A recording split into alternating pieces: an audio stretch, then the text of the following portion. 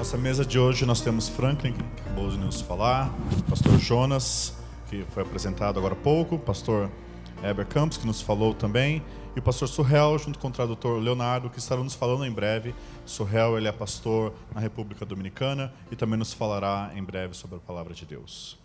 A primeira pergunta que eu gostaria de fazer aos irmãos, com participação de cada um de vocês que se sentirem à vontade, é sobre a doutrina de Deus e a centralidade dela naquilo que a gente entende como o central, o principal, o inegociável na nossa fé. Quais são os elementos dentro da doutrina de Deus que a gente não pode negociar no sentido de membresia de igreja? Ou quais são aquelas heresias que, nesse aspecto da teologia própria, que se alguém afirma tal, é anátema? Quais são essas doutrinas que a gente deve levar nesse grau de profundidade e de especificidade?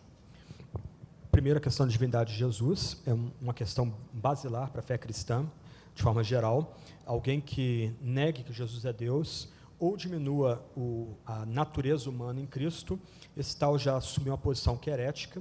Na verdade, é uma posição que tem sido rejeitada pela igreja já há 1.500 anos, talvez 1.800 anos ou até mais. Então, com aqueles que negam a divindade de Cristo, não há como negociar, né? Essa é uma heresia que nasce com Ário, no século IV, mas está presente não apenas, por exemplo, entre testemunhas de Jeová, caso mais evidente hoje no nosso tempo, mas também, por exemplo, em professores que abraçam noções liberais da teologia, que vão considerar Jesus como um tipo de professor, um mestre elevado, alguém que morreu para mostrar a radicalidade do seu amor por Deus o Pai, mas que no final não é Jesus, né, não é Deus de Deus, luz de luz de fato. Então, essa é uma negação que é herética. O cristão genuíno não tem como ter diálogo com quem assume posições nesse campo aí. Um outro ponto aí, talvez, que eu possa levantar, é a questão do teísmo aberto, uma moda teológica aí que assolou não só a academia cristã, mas igrejas cristãs da década de 90, a noção de que Deus tem um conhecimento futuro, mas não tem o poder para mudar as circunstâncias futuras. Então, Deus, quando muito, ele sofre conosco, ele tem empatia com nossas dores e sofrimentos, mas ele não tem poder para mudar a nossa sorte ou para mudar a história, né? Então, isso não é só uma visão defeituosa de Deus, é uma visão herética de Deus, né? Não é nem a questão de calvinismo versus arminianismo, molinismo aqui que está em jogo, mas a própria noção credal, né? O credo dos apóstolos cita duas vezes que Deus é todo-poderoso, uma no campo da criação, outra no campo da exaltação do Filho. Então, aqueles que abraçam o teísmo aberto, né? Não sei hoje em que pé que está o debate, né, mas foi um debate bem intenso, ocorrido na América, década de 90 e começo dos anos 2000 aqui no Brasil, mas os teístas abertos negam abertamente que Deus tem todo o poder, Deus é o todo-poderoso. Então, são dois exemplos de posições com as quais não há mera divergência, como diz a pergunta, periférica, mas uma divergência essencial com a qual realmente não tem como conviver, né, ou ter comunhão com pessoas que aderem a esse tipo de ensino, né? Bem, eu acho que, pensando assim numa contribuição dentro daquilo que o Franklin colocou, que eu acho que já clareia bastante, não é? Eu acho que não só do ponto de vista do nosso cuidado da membresia, de nos certificarmos que aqueles que se tornarão membros da igreja professam a fé no Deus verdadeiro, como o debate da verdadeira religião não deveria ficar apenas dentro das quatro paredes da defesa que a gente faz da membresia, mas isso implica também aquilo que hoje em dia a gente tem chamado de teologia pública. Eu acho que a gente tem um debate hoje necessário dentro da esfera da discussão teológica para fora do contexto da igreja, e que a questão relacionada à verdadeira religião seja colocada em pauta. Eu estava lendo esses dias uma discussão que acontece no século XVII com Salomon van Til, não é o Cornelius van Til, mas é um outro teólogo também holandês, da Igreja Reformada, e ele aderiu, na época, a uma reflexão sobre a religião, aquela ideia da religião como algo geral, natural, e que o cristianismo, o islamismo, o judaísmo seriam religiões particulares, manifestações dessa única religião geral que seria a verdadeira. E então, quando essa questão entrou em debate, entrou em discussão, você vê, por exemplo, autores como Jonathan Edwards, discutindo novamente, trazendo novamente a discussão em torno da verdadeira religião, a base fundamental da verdadeira religião era a profissão da fé no Deus Trino. Então, com base nisso, eu acho que a discussão em torno da visão de Deus correta não deve ser apenas administrada dentro do nosso cuidado da membresia, mas até mesmo no debate público. Por quê? Eu digo isso e com isso eu encerro. Hoje em dia, com o boom do conservadorismo e neoconservadorismo no contexto principalmente brasileiro, eu acho que dá para se falar no Ocidente como um todo, mas, em especial, a gente sabe o que isso significa. Uma espécie de revival da tradição e do cristianismo, e com isso toda aquela força da ética cristã como uma proposta de salvação da corrupção e da cultura destruída como está a nossa. De repente, a gente vê um monte de gente na esfera pública falando sobre Deus. Mas que Deus é esse? Esse Deus pode ser uma força, esse Deus pode ser uma causa primeira, pode ser um motor imóvel. Mas quando a gente trata da questão da Trindade, eu acredito que a gente leva para o debate aquilo que hoje na esfera pública é antipático, que é a defesa da veracidade da religião cristã. A gente defender hoje que o cristianismo é plausível, todo mundo vai aplaudir você. Mas como é antipático, mesmo na esfera pública, você dizer, não, a gente não está falando do mesmo Deus. E então, me parece que hoje o debate da teologia pública se torna um debate de como a gente poderia conversar de forma civilizada sem ter que defender a verdadeira religião que é cristã. E aí, nesse sentido, eu acho que a gente acabaria comprometendo a principal e mais importante definição de quem Deus é, que é Deus Trino. E com ela a gente define também quem é o Cristo que a gente crê, né? Uma das coisas que Franklin disse foi a respeito da negação da divindade de Jesus Cristo, que é uma coisa muito séria. E, via de regra, os evangélicos do mundo inteiro, mas em especificidade do Brasil, eles têm tranquilidade com respeito à divindade de Jesus. O problema começa quando se trata da humanidade. Nós temos o mesmo problema que começou a haver lá no primeiro século com João. E há muitos dentre nós que têm medo de afirmar a real humanidade de Jesus, com medo de diminuir a sua divindade. E nós não podemos negar isso em ponto nenhum, que ele tem uma verdadeira alma de homem, que ele tem verdadeira corporeidade. Às vezes eu falo algumas coisas que trazem dificuldade às pessoas, que reflete até no pensamento que você tem a seu respeito quando você estiver na glória. Por exemplo, Cristo come lá no céu? Muita gente nega. O céu é um negócio assim etéreo, as coisas são etéreas, a nossa vida será de fantasminhas lá no céu, e Jesus está lá, a Bíblia diz que ele está lá com a sua total humanidade. Então, pense nisto, esse é problema da igreja evangélica. Nós temos tendência docética com respeito a Cristo, isto é, nós negamos a real humanidade de nosso Senhor.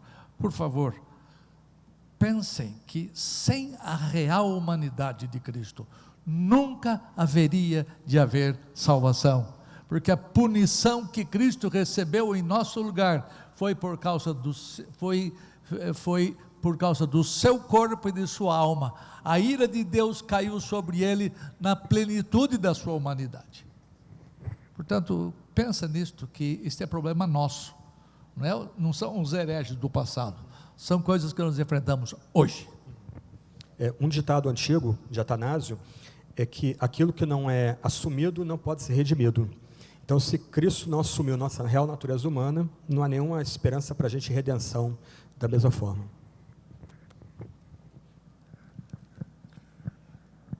Eu estou completamente de acordo com nossos irmãos aqui.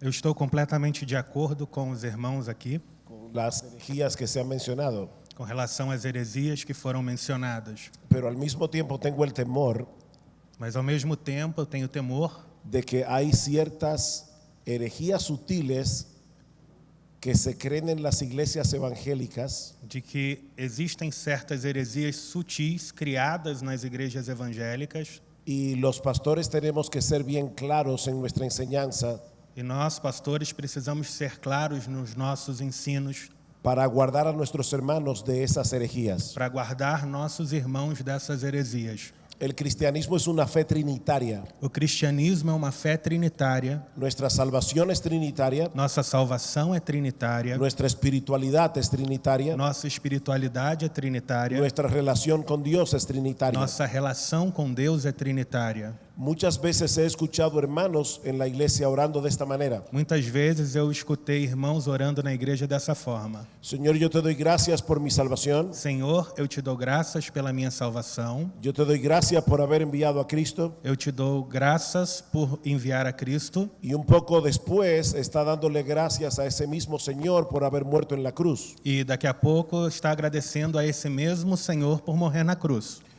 Esa falta de distinción entre las tres personas divinas Essa falta de discernimento entre as três pessoas divinas es peligrosa. é perigoso. Creemos en un solo Dios, Nós cremos em um só Deus, pero ese Dios existe en tres personas distintas. mas esse Deus existe em três pessoas diferentes. Y yo creo que los pastores tenemos que ayudar a nuestros hermanos a entender eso. Eu acredito que nós, pastores, devemos ajudar os irmãos a entenderem isso. Por otro lado, nuestro hermano preguntó acerca de herejías, Por outro lado, nosso irmão perguntou acerca de heresias. y yo creo que hay otras cosas que son también lo suficientemente sutiles como para penetrar en la iglesia y hacer daño. E acredito que existem outras coisas que são igualmente sutis e capazes de entrar na igreja e produzir dano. Por ejemplo, un creyente que no crea en el hecho de que Dios es absolutamente soberano, Por exemplo, um crente que não acredita que Deus é absolutamente soberano, va a tener que reinterpretar toda la Biblia desde Génesis hasta Apocalipsis. ele vai ter que reinterpretar a Bíblia desde Gênesis até Apocalipse. Pero lo mismo va a suceder si no entendemos la responsabilidad humana. E vai acontecer a mesma coisa se nós não entendermos a responsabilidade humana. Así que tenemos que aprender a vivir en ese misterio. Então nós devemos aprender a viver nesse mistério. Nosotros no entendemos del todo cómo es que Dios es soberano y el hombre es responsable. Nós não entendemos totalmente como Deus pode ser soberano e o homem responsável. Pero la Biblia enseña ambas cosas Mas a Bíblia ensina as duas coisas. y nosotros debemos enseñar ambas cosas. E nós também devemos ensinar as duas coisas. Obrigado, irmãos. A próxima pergunta para todos é: todo cristão, né, ortodoxo pelo menos, afirma que Deus é onisciente, que Deus conhece todas as coisas, que Deus conhece o futuro. Porém, a forma como Deus conhece o futuro vai variar de tradição para tradição, certo? Essa forma como Deus conhece o futuro, ela é importante a gente debater sobre isso. E o que a Bíblia fala e nos ensina sobre essa questão? Doutor Heber. Doutor Heber, está todo mundo olhando para você. Eu creio que... onde é que você vai amanhã de manhã? Onde é que você vai? Deus sabe. Não, que você planejou. Está aqui. Está aqui. Você conhece o futuro? Eu não. Não. A gente precisa aprender a fazer distinção em algumas coisas. Em nós sabemos antecipadamente algumas coisas porque nós decidimos fazê-las. No entanto, a gente não dá conta de dizer... lembra da Leda Nagli, uma apresentadora do Jornal da Tarde? Na sexta-feira, ela terminava o programa dizendo assim: até segunda, com certeza. Eu acho que ele vai morrer num domingo. Mas você sabe alguma coisa antecipadamente porque você decide. Agora, mas só que você não dá conta de dizer assim: amanhã iremos a tal cidade, amanhã faremos isso, amanhã faremos aquilo. Aí o Tiaguinho fala assim: se Deus quiser, faremos isto, faremos aquilo outro. Agora Deus não fala assim. Ele fala: se eu quiser. Deus conhece todas as coisas porque Ele determina todas as coisas. Não fique pensando numa mera onisciência, onde Deus sabe tudo e o seu saber não tem nada a ver com os seus desígnios de antemão determinados. Deus sabe tudo, porque Ele definiu tudo. Esta é a maneira como eu enxergo as coisas. Deus conhece todas as coisas, porque a história está na mão dEle. Ele não é somente o criador da história, Ele é o realizador dela, e Deus se serve de você e de mim para fazer isto. Então, admire esse Deus que sabe tudo, porque definiu tudo. Esse é o Deus supremo de quem estamos falando nesta conferência. Todos nós olhamos para o Dr. Eber, porque ele é o decano dos teólogos sistematas aqui no Brasil, tá, gente? Então, ele foi meu professor do Jonas. Aí a gente segue para onde a gente está caminhando. Mas, um ponto que eu acho que é importante aqui, pensando na pergunta, primeiro, a posição do Eber é bíblica. Eu me tornei reformado, não foi por causa de Romanos ou Gálatas, mas por causa de Isaías. O profeta, no seu embate, principalmente de Isaías 40 e 66, no seu embate com os deuses das nações, ele, inspirado constantemente a afirmar que Deus age porque Ele quer agir, ninguém o informou, ninguém foi a Ele para dizer como Ele deve agir. Então, colocando propriamente a questão, Deus conhece porque Ele ordenou. O conhecimento de Deus não é puramente frio. Uma questão que pode ser levantada é o seguinte, pensando na ideia da presciência ou de um conhecimento de possibilidades, né? Quem criou o que Deus previu? Quem criou as possibilidades que Deus está prevendo? Se não é Deus que criou o que Ele prevê, então há outro ser com igual poder do universo?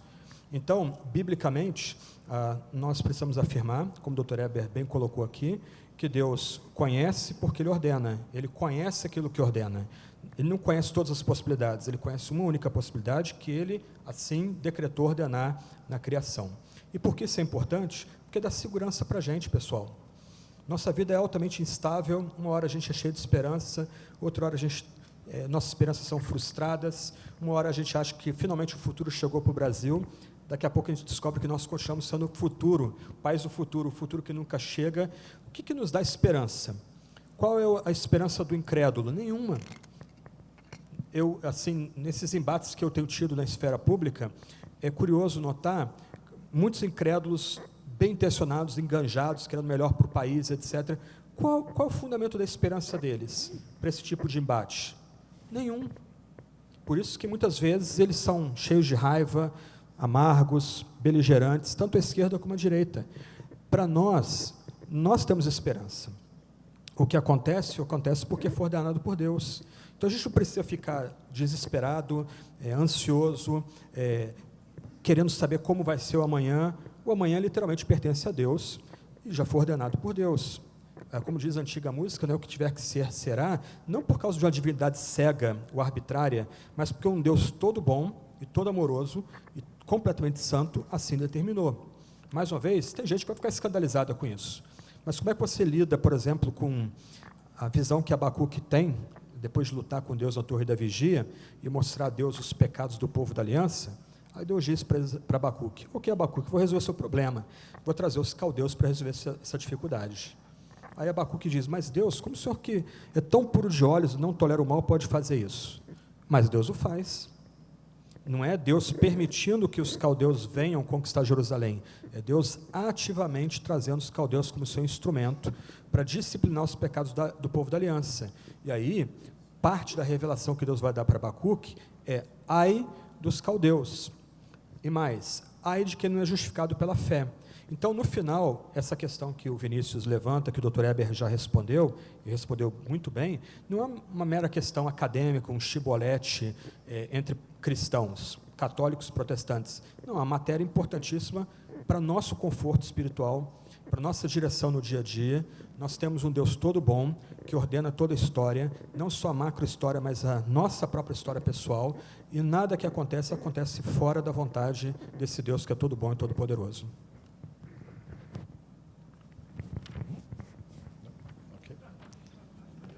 Bom, acho que o que já tinha que ter sido dito já foi dito, né? Acho que, por um lado, a questão de que é relevante, porque traz segurança para a igreja, e a irrelevância, porque ela pode colocar jovenzinhos, não é, que mal estudaram, por exemplo, lógica ou filosofia analítica, começam a estudar essas coisas, começam a se interessar por questões sobre futuros contingentes, acham fantástico estudar lógica modal, mas não conhece nada de Bíblia, não conhece nada de igreja, não se envolve com a igreja, mas quer saber, não é, se Deus realmente conhece os futuros contingentes ou se não conhece os futuros contingentes. Ou seja, esse é o tipo de assunto que não traz riqueza nenhuma para a vida da igreja, porque não toca no real problema, que é a questão da segurança da nossa salvação, da providência divina. Eu acho que mais do que tentar estudar os futuros contingentes, ou filosofia analítica, ou até mesmo teoria modal, que é e tem o seu lugar e tem a sua importância, eu acho que é mais interessante a gente, talvez, recordar casos como, por exemplo, do Senhor dos Anéis, né? Que às vezes a gente fica tão encantado achando que é o Frodo a grande personagem, e a grande personagem do Senhor dos Anéis é a providência. Frodo está ali com a grande missão para destruir o anel, mas no final a gente vê Frodo dizendo: eu não vou fazer aquilo para o que fui destinado a fazer. Põe o anel no dedo, ele não sabe o que vai acontecer logo em seguida, mas a providência sabe.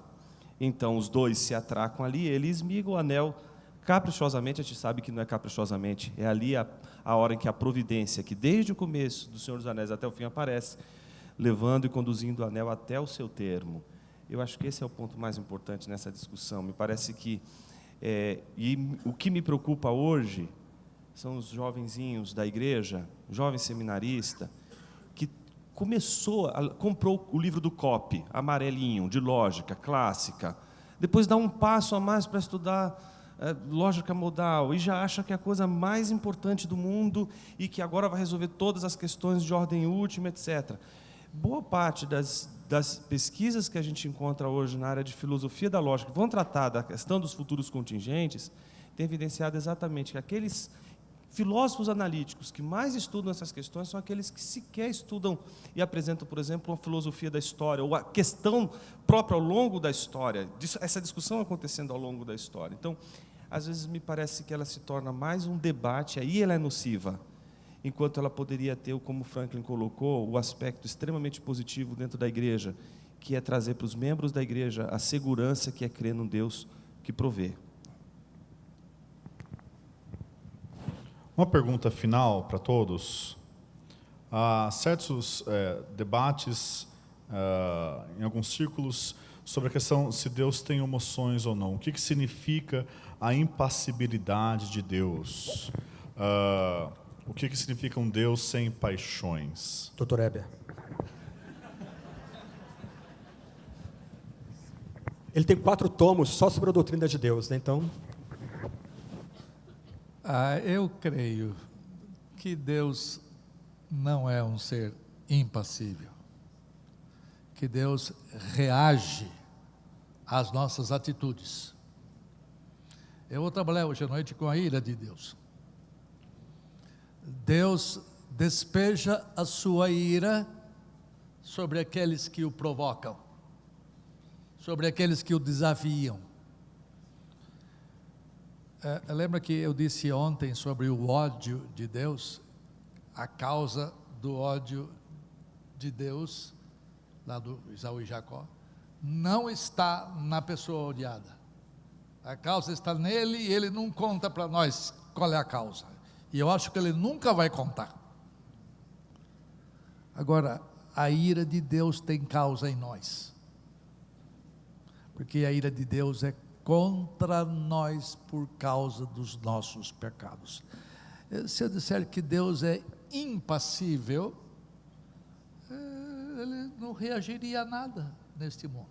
Então Deus tem afeições, Deus tem sentimentos. Afinal de contas, ele é um Deus pessoal, melhor ainda, ele é tripessoal.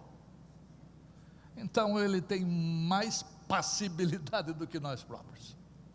É assim que eu vejo. Yo creo que uno de los problemas que nosotros tenemos Acredito que um dos problemas que nós temos es que proyectamos nuestra propia personalidad hacia Dios é que projetamos nossa personalidade em Deus y pensamos que Él es como nosotros, e pensamos que Ele é como nós, cuando en realidad es al revés. quando na verdade é o contrário. Nosotros fuimos creados a la imagen de Dios. Nós fomos criados à imagem de Deus. Dios no es como nosotros magnificado. Deus não é como nós magnificado. El problema nuestro con las emociones Nosso problema com as emoções es que las emociones nos arrastran de aquí para allá. é que as emoções nos levam de um lado para o outro. Nuestro Dios no es arrastrado por las emociones, Nosso Deus não é arrastado pelas emoções, pero nuestro Dios en su soberanía mas o nosso Deus, na sua soberania, reacciona hacia el pecado de una manera, reage ao pecado de uma forma reacciona hacia la santidad de otra manera. e reage à santidade de outra forma. La tensión está en cómo mantener la inmutabilidad de Dios A atenção está em como manter a imutabilidade de Deus en el contexto del manejo de sus propias emociones. no contexto de como ele lida com as próprias emoções. Dios es inmutable, Deus é imutável, pero no es un Dios frío. mas ele não é um Deus frio. Esas dos tensiones están en la Escritura. Essas duas tensões estão na Escritura. Dios habla en un lenguaje emocional. Deus fala em uma linguagem emocional. En ocasiones lo hace usando un lenguaje que nosotros podamos entender, Em algumas oportunidades ele fala numa linguagem que a gente pode entender, como los textos que dicen que Dios se arrepiente. como os textos que dizem que Deus se arrepende. Dios está tratando de que nosotros entendamos Deus quer que a gente entenda cómo Él reacciona hacia el pecado humano. como é que ele reage ao pecado humano. Pero Él no se arrepiente en el mismo sentido en que nosotros nos arrepentimos. Mas ele não se arrepende no mesmo sentido que nós nos arrependemos. Eu acho que essa questão da doutrina da impassibilidade, ela é uma questão espinhosa, não é? A gente tem talvez as três grandes confissões aí da herança reformada, as três vão afirmar a impassibilidade de Deus. Você vai ter Agostinho e Tomás de Aquino, os dois são absolutamente distintos em várias coisas, mas os dois vão defender a impassibilidade divina. Você sai, por exemplo, do contexto da tradição cristã, você vai abrir a Metafísica de Aristóteles, livro Gama, ele vai defender a impassibilidade de Deus. Você vai abrir, por exemplo, o Timeu de Platão, ele vai falar que o mundo é criado por meio de um demiurgo, que é um mediador. Ele vai defender a impassibilidade de Deus. Então, por isso, ao longo da história, parece que a igreja adotou a defesa da impassibilidade de Deus. Mas por uma razão muito lógica, e que se a gente não entende a razão do porquê a doutrina da impassibilidade ela é algo tão importante a ser defendido ao longo da história da igreja, diz respeito ao fato da natureza do ser de Deus não necessitar do corpo. E aqui é que eu acho que a boa parte das nossas discussões, elas acabam deixando escapar pelos dedos essa natureza do Deus que não é indiferente, como o Dr. Eber colocou bem aqui, não é? As questões que acontecem no universo à nossa volta. Então, me parece que a gente precisa recuperar, em primeiro lugar, a noção, e essa é talvez digamos assim, o último artigo que eu tive a oportunidade de publicar na Fides Reformata, trata da questão que, para mim, ela é representa uma das maiores dificuldades da interpretação das afeições religiosas em Jonathan Edwards. Jonathan Edwards, ele não está usando a palavra affection no sentido como a gente usa no mundo comum, no senso comum. Affection, ela é tradução de pathos no grego, que vai ser ao longo da tradição medieval, vai ser traduzida por paixão, não é? Vai ser traduzida por pássio. As patemata tes psiques, as paixões da alma, elas estão ligadas ao fato de que todo aquele que sofre uma paixão da alma tem um corpo. E aqui é que existe o problema em relação a Deus. Porque se fôssemos falar de Jesus Cristo, e aí o Dr. Eber já nos deixou aqui com bastante clareza o fato da humanidade de Cristo, inegável que pelo próprio fato de ter alma, ele sofre as paixões que todos os seres humanos sofrem. Mas por que eles vão defender que anjos não têm patematas tes psiques? Não é só Deus. Anjos não teriam patematas tes psiques, porque não teriam paixões da alma, porque não teriam aquele meio pelo qual a paixão é exatamente a afecção, é a impressão de algo sobre alguém. Eu estou colocando tudo isso porque quando a gente vai falar sobre Jonathan Edwards, as afeições religiosas, Jonathan Edwards está falando das afeições de todos nós, e ele está preocupado exatamente em mostrar que quando você, por exemplo, uma pessoa morre, ela sobe aos céus, ela tem afecção, sem ter um corpo. A grande pergunta que o Jonathan Edwards vai dizer é como é que a gente pode ter coisas como amor, alegria, nos céus, se tudo isso que a gente tem mediado por um corpo. E aí que Jonathan Edwards vai trabalhar exatamente essa questão, mostrando que nem sempre aquilo que a gente tem chamado de amor, alegria, poderia ser atribuído a Deus nas mesmas condições que a nós. E aí não só a doutrina da imutabilidade, que já foi mencionada aqui, a doutrina da impassibilidade, mas é a doutrina da transcendência divina. O amor que Deus tem jamais será como o que nós temos, ele transcende o amor que temos. Isso vai dizer respeito não só ao amor, vai dizer ao conhecimento, vai dizer respeito à justiça, a vários outros atributos de Deus, que ultrapassa todas as manifestações desses atributos em nós como atributos comunicados. Então, me parece que a gente precisa, de alguma forma, defender a impassibilidade de Deus, mas, do outro lado, a gente precisa defender, como foi bem dito aqui, de que isso não transforma Deus num ser impassível, num ser que é indiferente à realidade que está diante de nós, mas pelo contrário, é um Deus que ama, um Deus que tem alegria, que se regozija e que, por ter todas essas coisas que são comuns entre nós que temos corpo e somos limitados pelo corpo, Ele tem, mas na transcendência, no ultrapassamento de todos os limites que a gente teria em nossa própria vida.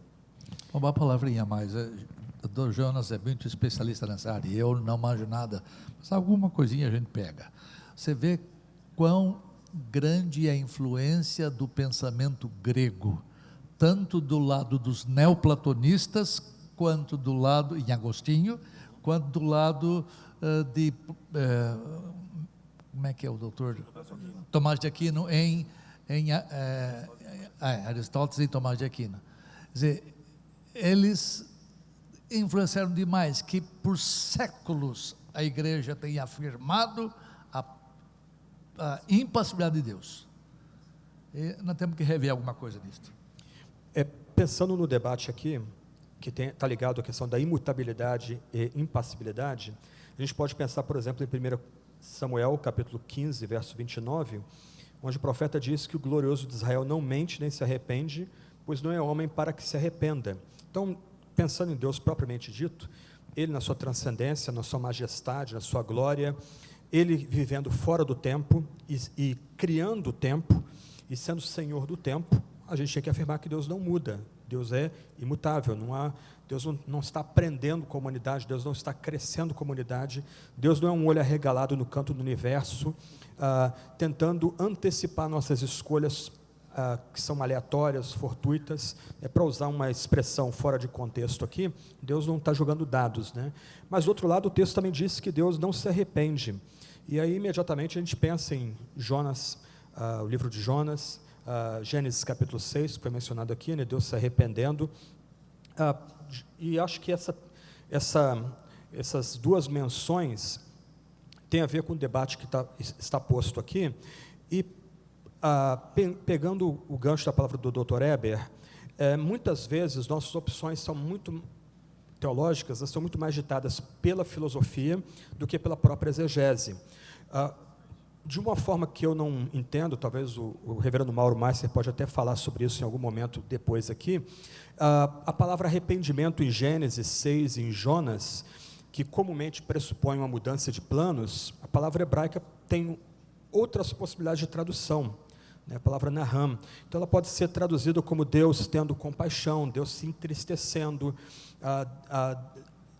Por que a opção que foi feita de Deus se arrependendo, quando dentro da própria palavra outras possibilidades e que se ajustam muito melhor ao texto bíblico, sem a necessidade, por exemplo, da gente apelar para antropopatias, do tipo, olha, o texto está sendo escrito aqui da perspectiva humana, nós é que experimentamos uma aparente mudança de planos em Deus, mas Deus em si mesmo não muda.